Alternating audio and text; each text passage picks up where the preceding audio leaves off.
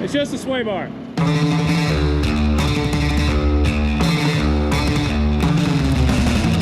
Hey y'all. Today, my dad and I are building the top end of this 6.5 diesel, getting it back in the truck, and well, we're gonna make all of the good engine noises by the end. If you're just joining, do yourself a favor and take a gander at the short block build that's linked here and catch all the way up. There's a load of detail about this engine build you really don't want to miss. In terms of tasks, we're picking up right about where we left off, though a short time passed between torquing the last main cap and, well, the head stud prep you're seeing now. The machine shop was still finishing up some of their porting work on the heads, and, well, we know better than to try and rush a good machinist at their work. Quality is just flat out more important. Besides, we had other tasks on the truck that needed doing, and so we put that time to good use. Like I said before, I am all in on this 6.5, and maybe went a little bit overboard building fuel lines with the nicest bulkheads and braided hose from Vibrant Performance, and even bent fresh stainless hardline everywhere that I could. At the same time, I was able to add these little plates that tie the upper lip of the C-channel frame to the lower.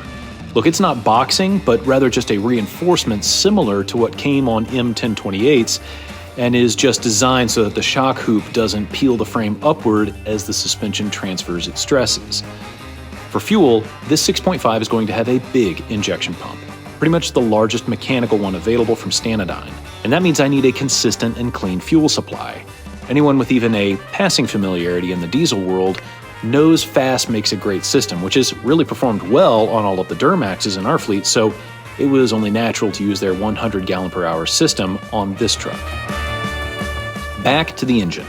The head gaskets got a light coat of copper gasket sealer and are setting up while we prep the studs for install. To seal the studs in the block, I'm actually stealing a tip from the folks at General Engine Products that build these engines on the production line.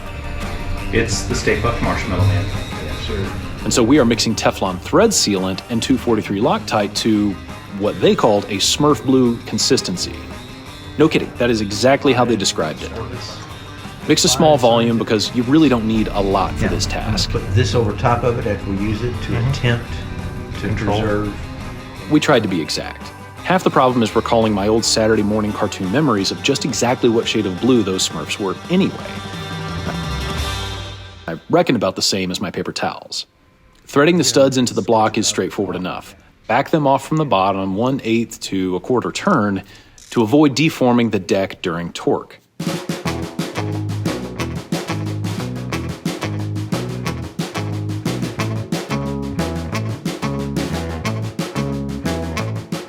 Two of these studs won't bottom since they go through to a water jacket, hence the sealant. So we just make sure they're the same height off the deck as the others. With one side done and even and clean, we rotate the engine to get the other side. That whole thing, by the way, of do it once, rotate and repeat, well, it's pretty much how this whole video is going to go.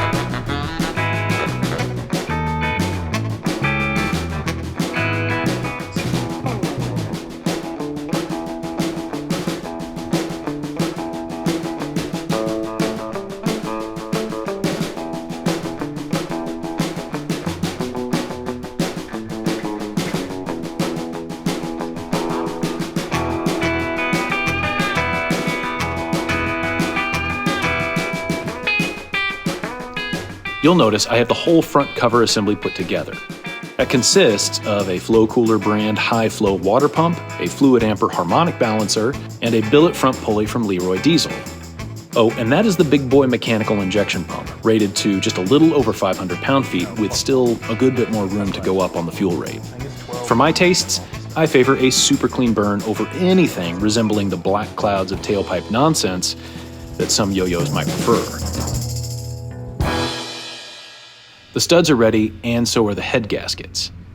The fitment is tight, and they need to be gently scooched into position. Also, these head gaskets are 10/1000ths over in thickness, which, while not strictly necessary for a factory deck height engine like this, did feel like a reasonable move given that we're going to use higher leverage ratio rocker arms. The heads slip over the studs with minimal protest. There we go. Nice. The Smurf sealant combo is also applied to the washers and nuts as we cinch down these heads.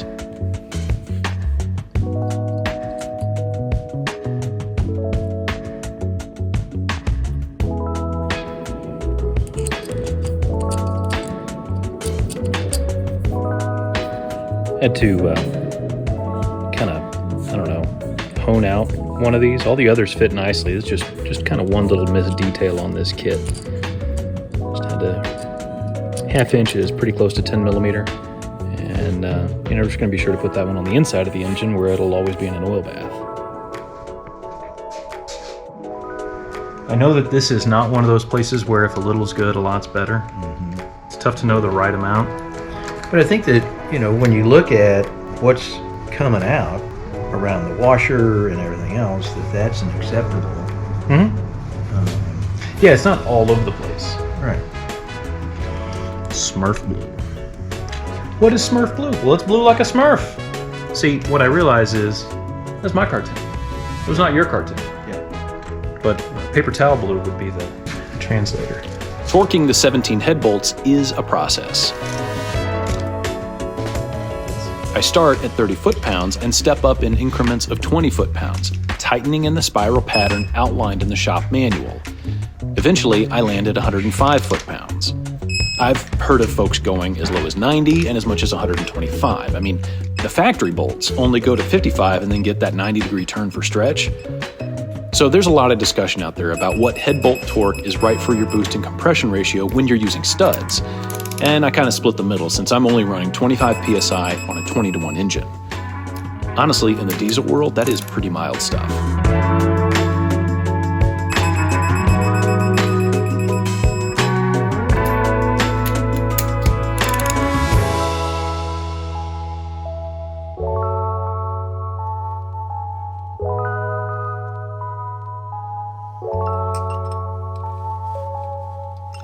The push rods go back in the exact same positions as before, paying very careful attention to keep the hardened ends pointed at the rocker. You can always tell the hardened side because of that copper-colored discoloration, which is a side effect of the process. You get that wrong, and you're going to be making metal shavings in a hurry, so double and triple check.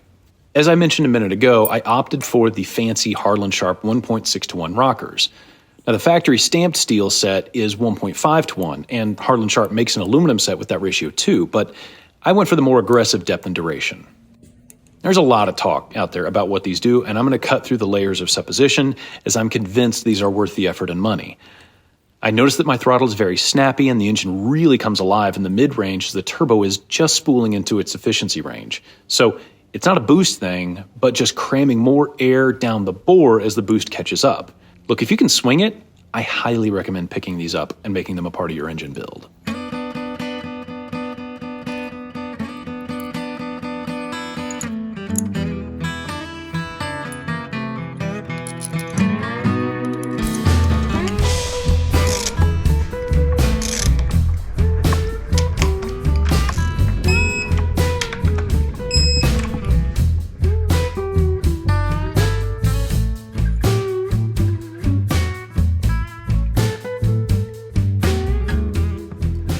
I had the machine shop blast and clean the exhaust manifold so I could give them a good coat of Seymour's high heat exhaust paint. Now this stuff does take a minute to cure, but it's held up very nicely over time. Of course, it all goes back together with more ARP polished hardware. And don't skip the anti-seize on exhaust hardware, even if you're using just, regular chromoly bolts. You can always tell the side that faces up, because it's the side that's got the hardening on it. It's, bronzy looking, and that's the bottom goes. Yeah, and it has purple. And it has, if it's new, it's got purple. Yeah. We marked which was the top by basically putting the label at the top.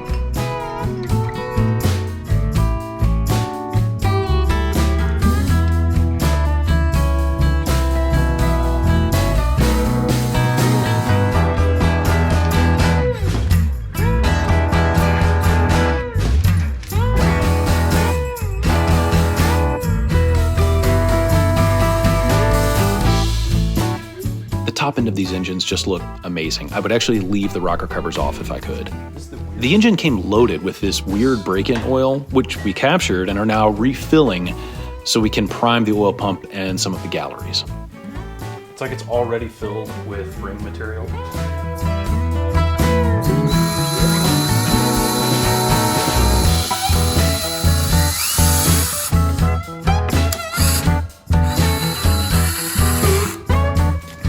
This would be the DeWalt's last dance, but we pulled out the big hole shooter, which is always on standby, and we get good flow everywhere we can.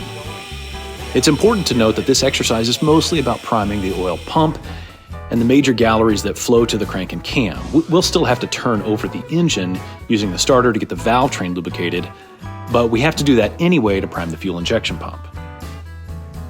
Rocker covers on these engines have long been a source for leaks. And in addition to a healthy bead of black silicone, kind of my norm, I use this neat rocker cover plate and stud kit from Quadstar Tuning.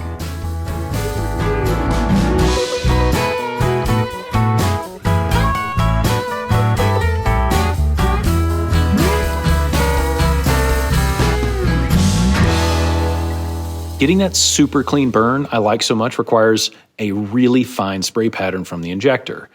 The Bosch marine injectors, by themselves, don't add any power, but they do go a long way to making sure every drop of fuel coming from the injection pump gets burned. The nozzles are a little different and the pop pressure is a bit higher, the latter of which results in a greater amount of part throttle clatter from the engine.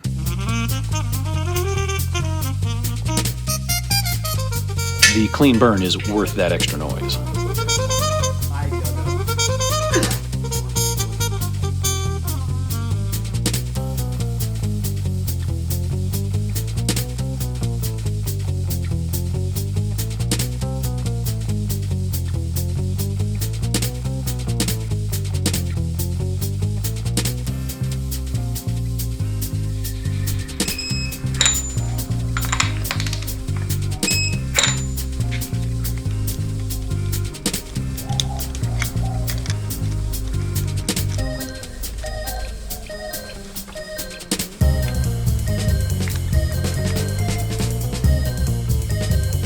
Three 1-872-6543. The injector lines come together easily, installing them from the bottom up. So this is going to be one. Decades ago, my dad cut a slot in a 16mm box end for just this purpose, a tool we still use today.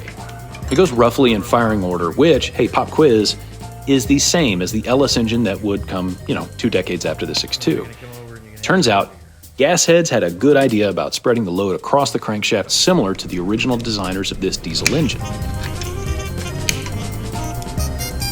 over 100 degrees, right? I took advantage of the engine downtime to get the 4L80E and off-road design vacuum transfer case checked out and rebuilt, which I'm going to tell you, that whole install process is a chore all on its own.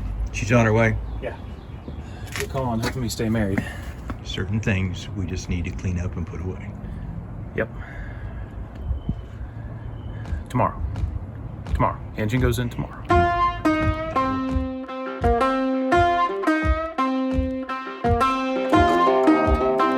Now, I've received a lot of advice from my dad low these many years, but among his best is his counsel to stop while you're ahead, to pause on projects before getting fully worn out, and always in time to be ready for an evening with the family.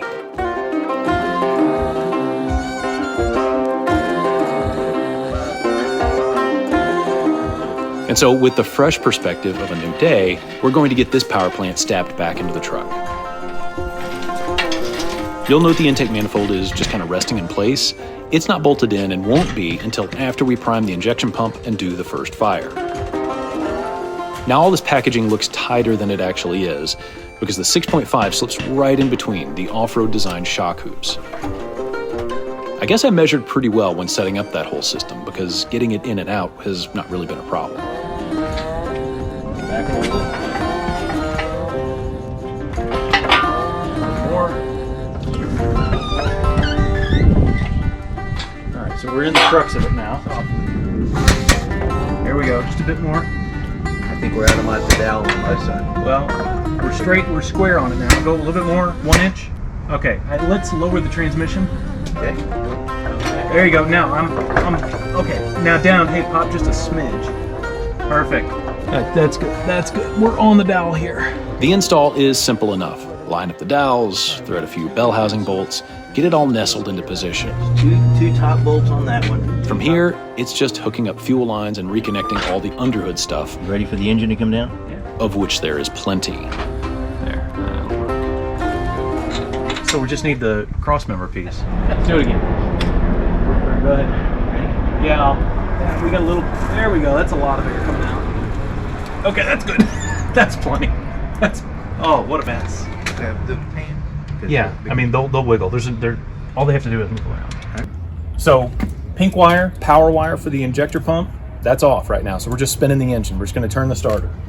Reason we're doing that is, yes, we primed this on the stand, but priming when you've got just, I think it's an 8mm turn of the pump, which by the way, that killed the electric drill. When you do that, you aren't lubricating any of the valve train. You'll get the mains and I guess a couple of other things. It goes to the turbo fitting gets oil. But we're just going to turn this just to make sure that it turns. And if there's anything vibrating and moving around, just everything's okay. Listen for pops of compression. It's the next step.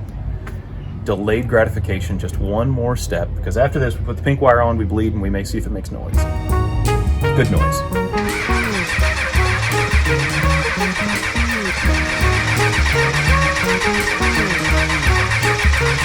All right, it's 20 pounds of pressure. 20 pounds pressure for 10 seconds or something. Now, we would crank like this for a while, and candidly, in retrospect, I wish I had opened up the top of the injection pump and pre-filled it with diesel. Go ahead. 5 more? Yeah. It probably would have cut the cranking time, which was about 45 minutes, in half. We're making progress. Okay. We're losing charge, though. Yeah, getting that fuel pump on the diesel engine to prime, kind of hard on the battery. So old Blue needs a helping hand from Mom CTS. Oh, you know what our problem is? No. What does diesel need to fire?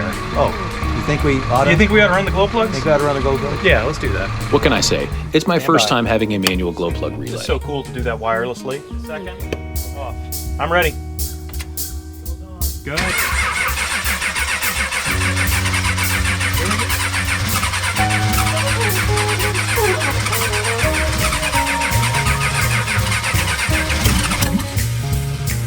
Give it a second. The engine is clearly ready to fire, so I just make sure the lines I've cracked in order to purge air, usually just numbers 1 and 3, What are you are talking tight about? and ready to go. Do we need glow plugs? Hang on. It's the one time it's okay to be on your phone. Well, I have to fire the glow plugs. All right, let's run. Go ahead.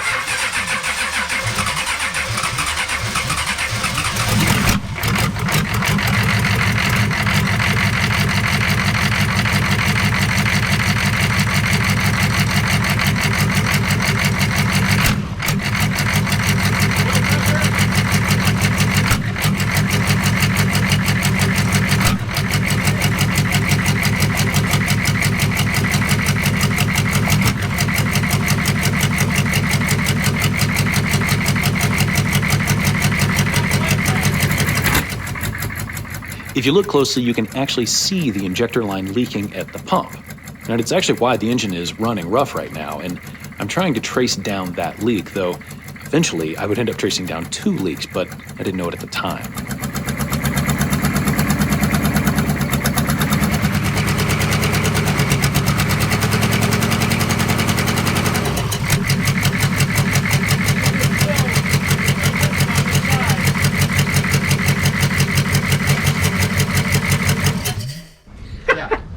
How about that? Yeah, that's pretty good. Oh, congratulations. Oh, that First fire. feels good.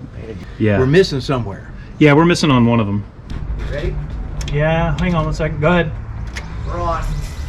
All right, lots of air coming out. There you go. Stop. Stop. All right, we are well purged up to the pump. Okay. That's foamy green. That's good stuff. With all those leaks supposedly solved, I went ahead and got the intake on and began reassembling the core support and all of the underhood systems.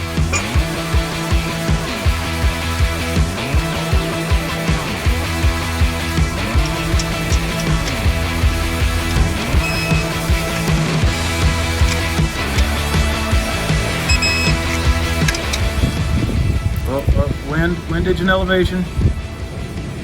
Nothing's to it. Just 2 more times. Big damn radiator. Well, like every good project, there comes to be one slight problem. Can't nothing be easy. And so what we discovered with a good run, the heat soak run with everything put together, is we got a fuel leak at the fuel injector pump, and the only way we can get to it is to remove the intake manifold. So we're now grounded. Oh yeah. About That's it. That's it. Number 3. Yeah. No. I found it. Oh. It's definitely number 3. Definitely number 3. Yeah. Okay. Would you check the other ones while you're in there? Yeah. please? Give me a moment here. Yeah. I need a moment. Hurry up. We're burning daylight. I want to. Turns out I found that second leak. It was the feed into the injection pump itself. The conical seat of the adapter fitting didn't quite seal up to the mating part of the pump body itself, and so fuel was leaking past the threads. Teflon tape is the easy fix there. Everything is triple verified and leak-free, and we're ready for a test drive. Sounds good. It does.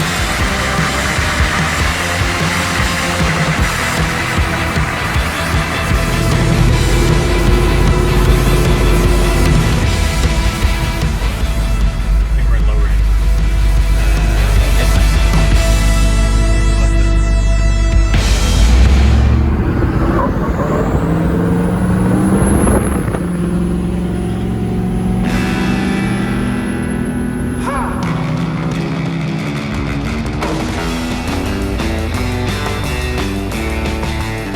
Grinning from ear to ear, we immediately took the truck to Moab and completed the break-in out on the trail.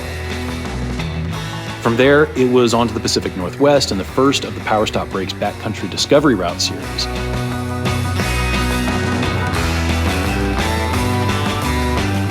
The truck did great the whole way. From slow and technical, like this bridge crossing where torque control is so vital,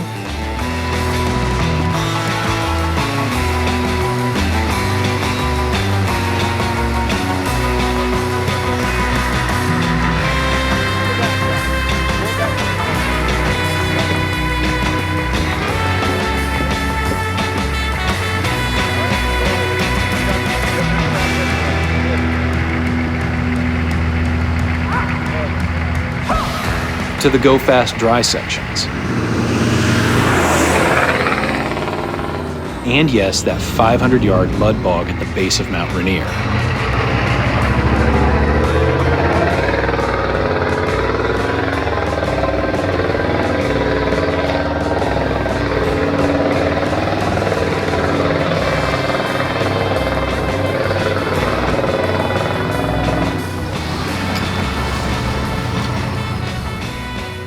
In the last year of running this combination, a little over 12,000 miles, the engine has offered 0 complaints and never lacked for get up and go. It has been a steady performer, doing its part in this whole system of components on the truck to take me places that I've never been and to see things that I may never see again, and with some of my very favorite people. Thanks for watching, and until next time, y'all take care.